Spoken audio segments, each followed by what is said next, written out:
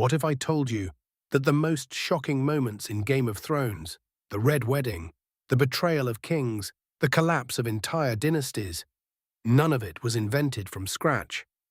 Almost all of it happened before, over 2,000 years ago, in the bloody, backstabbing, absolutely ruthless history of the Roman Empire. George R.R. Martin didn't just pull Westeros out of thin air. He studied real history, and then he made you live through it all over again without even realizing it.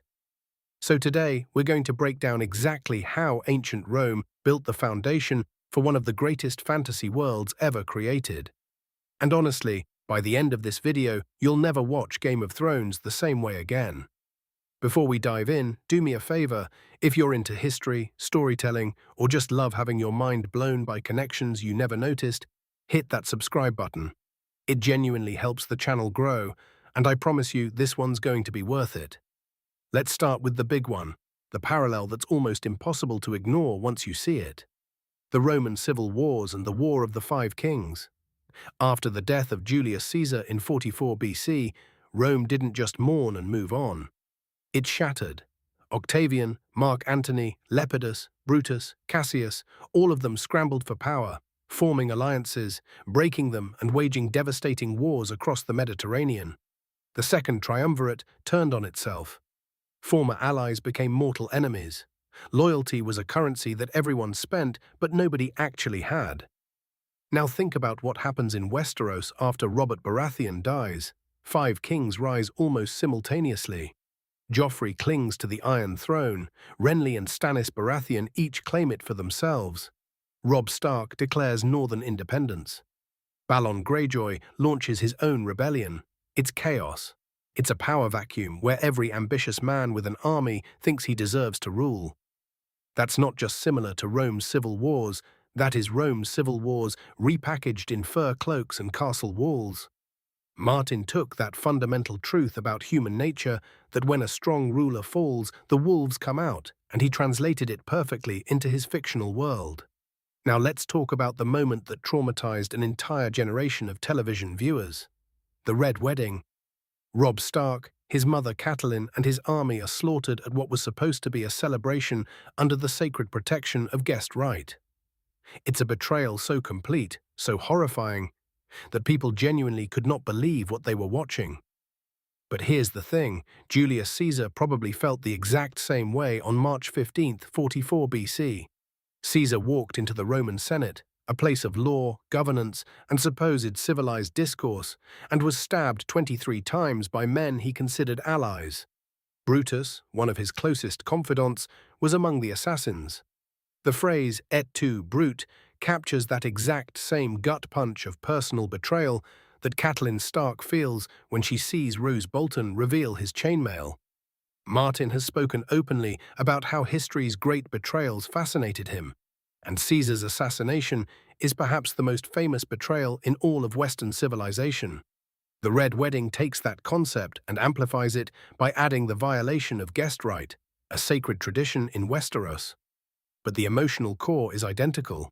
Trust the wrong people, walk into a room where you feel safe, and die surrounded by those who smiled at you moments before. Speaking of terrible leaders, let's talk about Roman emperors and their reflections in Westeros. Aerys Targaryen, the Mad King, is practically a composite sketch of Rome's worst rulers.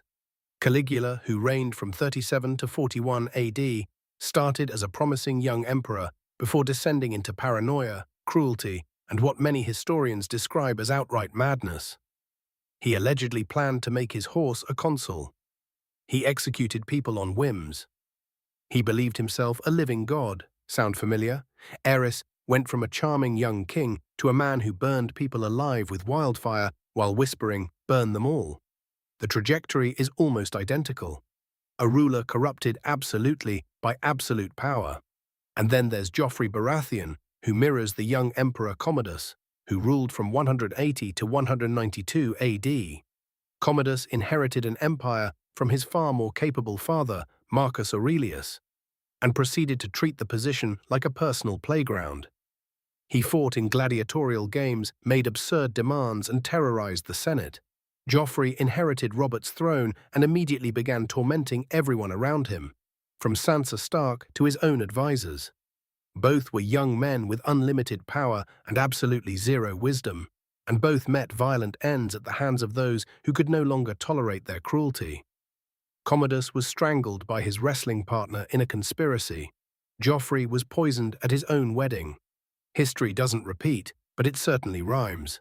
Now let's pull back from individual characters and look at institutions, because Martin didn't just borrow personalities from Rome. He borrowed structures. The Roman Senate was theoretically a deliberative body that guided the Republic and later the Empire. In practice, it was a nest of scheming politicians, backroom deals, and competing factions where personal ambition constantly overrode the public good. Senators like Cicero, Cato, and later figures like Sejanus under Emperor Tiberius used the institution to accumulate personal power while presenting a face of civic duty. The small council in Westeros operates in almost exactly the same way. You've got the hand of the king functioning like a consul, the master of whisperers running a spy network that would make any Roman intelligence operative jealous, and the master of coin managing finances much like a Roman quaestor. Figures like Littlefinger and Varys could have walked straight out of the late Roman Republic. They're political operators who understand that real power isn't always held by the person wearing the crown. It's held by the person whispering in their ear. Littlefinger is essentially a medieval Sejanus, climbing from obscurity through manipulation, playing every faction against each other, and nearly seizing control of everything. Here's a parallel that I think is deeply underappreciated. The Night's Watch and the Roman legions stationed along the empire's frontiers. Rome maintained vast border defenses, most famously Hadrian's Wall, built in 122 AD across northern Britain to keep out the Picts and other tribes the Romans considered barbarians. Soldiers stationed there were far from the glory of Rome. They lived harsh lives on the edge of civilization, defending a border that most people in the heartland barely thought about. George R.R. Martin has directly confirmed that Hadrian's Wall was a primary inspiration for the wall in Game of Thrones. He visited the site and has described standing there, looking north into Scotland, and imagining what a Roman soldier must have felt, staring into the unknown, wondering what was out there. The Night's Watch mirrors those frontier legions almost perfectly.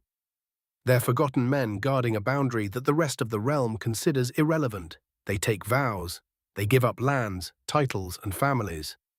And when the real threat finally comes, nobody in the capital believes them or sends help. Rome's frontier legions experienced the same neglect. When Germanic tribes began their major incursions in the 4th and 5th centuries, the legions on the borders had been underfunded and undermanned for decades. The empire had been too busy with internal politics to care about the edges until it was far too late. And that brings us to the biggest parallel of all: the fall. Rome didn't collapse because of one dramatic event. It crumbled slowly through a combination of internal corruption, civil wars, overextension, economic decline, and the inability of its leaders to stop fighting each other long enough to face external threats. The Western Roman Empire officially fell in 476 AD, when Odoacer deposed Romulus Augustulus, but the real death had been happening for over a century before that. In Westeros, we see the same pattern play out across multiple dynasties. The Targaryens destroy themselves through madness and civil war long before Robert's rebellion finishes them off. The Baratheon dynasty barely lasts a generation before internal conflict tears it apart. The Lannisters rise to supreme power and then implode from within. Every great house follows the same arc that Rome did: rise, overreach, internal fracture, fall.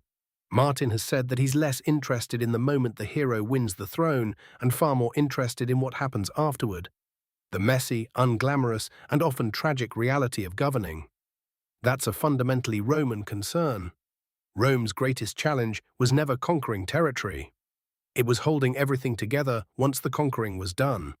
George R.R. Martin has never been shy about his influences.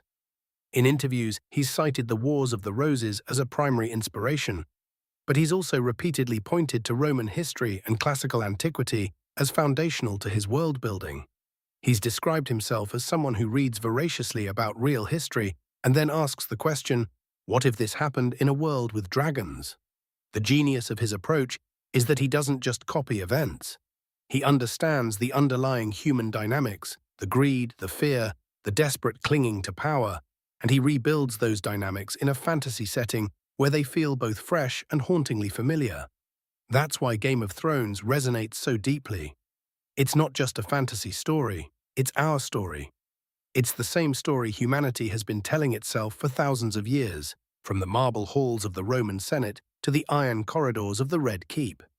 The names change, the costumes change, but the ambition, the betrayal, the tragic inability to learn from the past, all of that stays exactly the same. So the next time you re-watch Game of Thrones and you see a king betrayed, a council scheming, or a wall left undefended while politicians argue about who gets to sit in the big chair, remember, you're not just watching fantasy, you're watching history with a different coat of paint. If this video changed how you think about Game of Thrones or Roman history, smash that like button and let me know in the comments. Which parallel blew your mind the most? Were there any Roman connections I missed? I'm sure there are, and I'd love to hear about them. Subscribe if you haven't already, because we've got a lot more videos coming that dig into the real history behind your favorite stories. Until next time, remember, in the Game of Thrones and in the Game of Empires, the rules have always been the same.